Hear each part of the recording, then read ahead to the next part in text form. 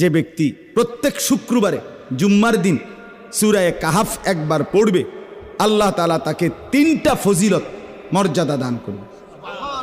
নবীজি সাল্লাল্লাহু আলাইহি সাল্লাম বলছেন, 1 নাম্বার, এই সূরা পুরাটা যে পড়বে শুক্রবার দিন, আল্লাহ তাআলা তার জমিন থেকে মানে তার পায়ের নিচ থেকে 7 আসমান পর্যন্ত তার জন্য পুরাটা জায়গা নূর আলোকিত করে দিবে। 2 নাম্বার, পরবর্তী শুক্রবার পর্যন্ত 8 দিন সে যাবতীয় ফিতনা, যাবতীয় মুসিবত থেকে নিরাপদ থাকবে। 3 নাম্বার, পরবর্তী 8 দিন যদি দাজ্জালও বের হয়, আল্লাহ তাকে দাজ্জালের ফিতনা থেকে রক্ষা করবে। এই জন্য যাদের হিম্মত হয়, মহব্বত লাগে, দিল লাগে, তো তারা প্রত্যেকেই চেষ্টা করবেন প্রত্যেক শুক্রবার দিন সূরা কাহাফ তেলাওয়াত করার জন্য। আল্লাহ তাআলা তৌফিক দান করেন। যে ব্যক্তি প্রত্যেক